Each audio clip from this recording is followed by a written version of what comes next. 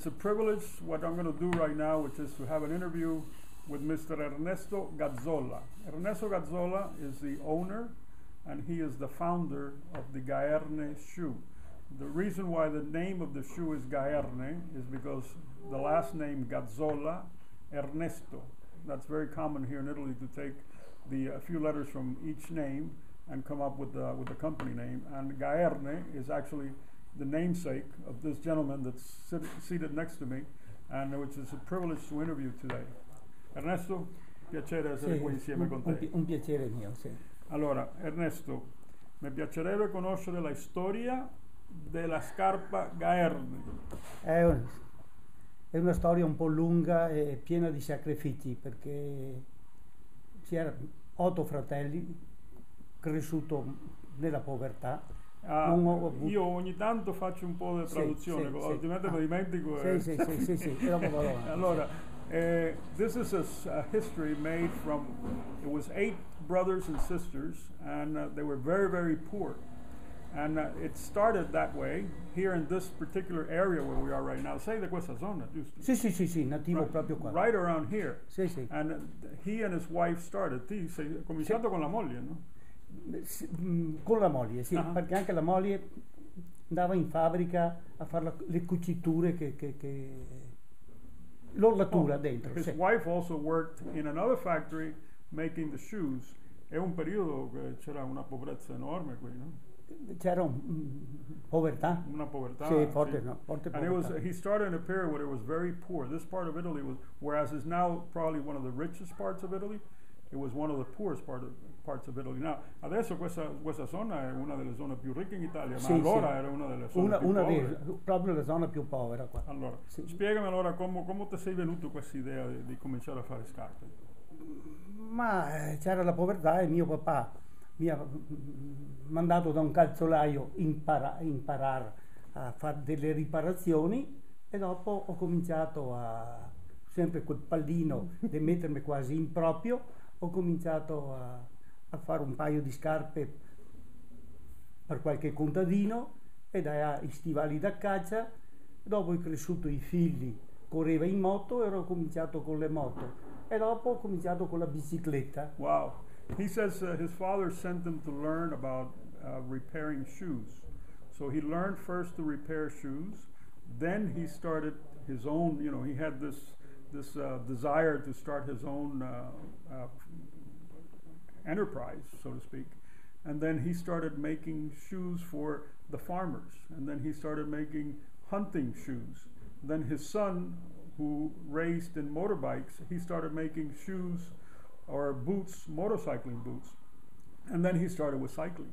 Allora, sei andato prima delle scarpe normali, stivali di caccia, stivali da caccia, e dopo stivali da moto, e 25 anni fa ho cominciato anche col ciclismo. 25 years ago he started with cycling. E praticamente mi sono iscritto all'inizio, prima lavoravo come operaio di giorno, e alla sera facevo qualche paio di scarpe per conto mio, e dopo con la Vespa andavo al mercato, vendevo 2 paia di scarpe e a sera producevo i 2 paia, e dopo mi sono iscritto all'artigiano,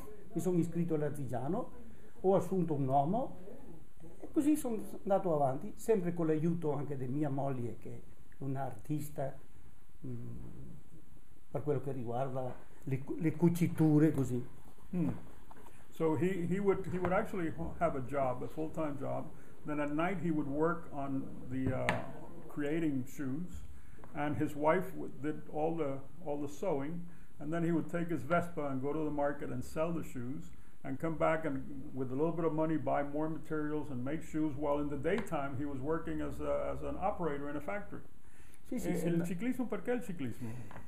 Ma il ciclismo è nato così perché mi piaceva abbastanza da giovane, seguivo un po' gli amici che correvano in bicicletta, e allora ho cominciato così quasi per caso, perché no. Cycling he started because a lot of his friends were cyclists, so he started making shoes for them, and it was just an area that, this was a challenge for him to help out his friends, and that's how he started. E dopo, come sei riuscito a esplodere, diciamo? Esplode.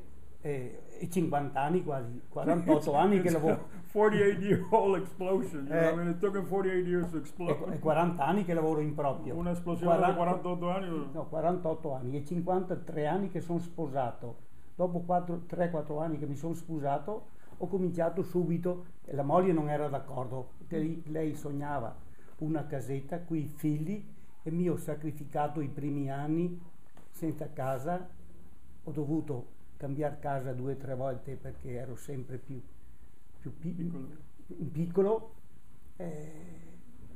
Proprio l'avevo sulla testa di lavorare in proprio e per fortuna ci sono riuscito. Quello è più importante di tutto, averlo sulla testa. Sì. Il resto proprio è... sempre fatto, mi ha costato sacrifici, ma fatto sempre con tanta passione. Proprio più che andare a una cena mi divertivo di più a fare il paio di scarpe. He says that he's always done this with passion. He says that he's been married 53 years. He's had his own company for 48.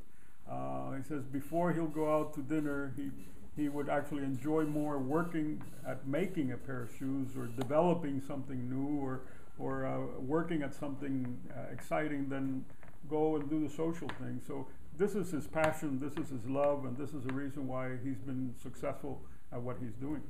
E questo è successo. Dopo sono cresciuti i figli, si sono messi dentro e mi ha dato un grosso contributo per soddisfazione di avere i figli che sono 4 figli, no? 4 figli. E tutti lavorano dentro?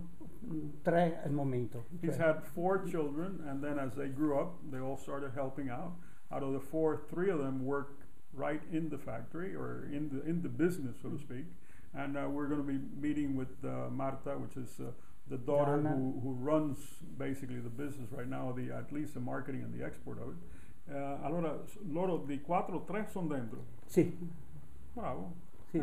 Un negozio di famiglia, insomma. Sì, un negozio di famiglia, sì, sì. Questo è bello però. È sempre stata una famiglia, mi sento proprio casa mia, perché uno si chiama Piero, Giovanni, non è il numero scheda, un dialogo a sera, spesse volte o se no di sabato, perché si lavora anche il sabato, magari vado al bar, le offro l'aperitivo, proprio un rapporto, una famiglia.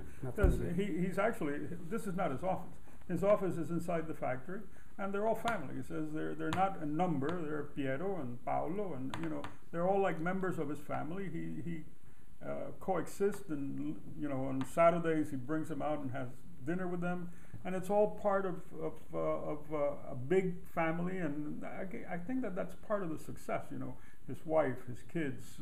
He has been doing this, with passion, and I think that's what brings out the quality of a product that we're going to be seeing how they make it, but we're going to be seeing something very, very interesting.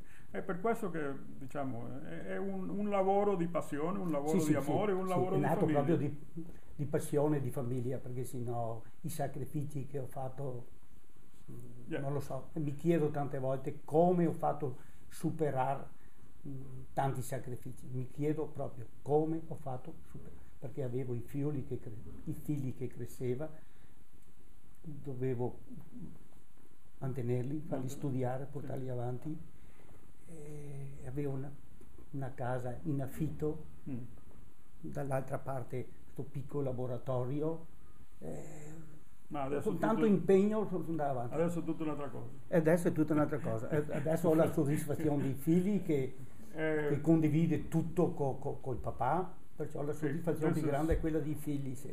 His greatest satisfaction is that his children are working with him and they live with him and they're part of this creation, and it's all family and it's all love and it's all something very, very exciting here. It's all very, very nice. Grazie tanto. Ma grazie infinite, grazie, è stato un piacere. Auguri. Grazie, sì, grazie. Grazie.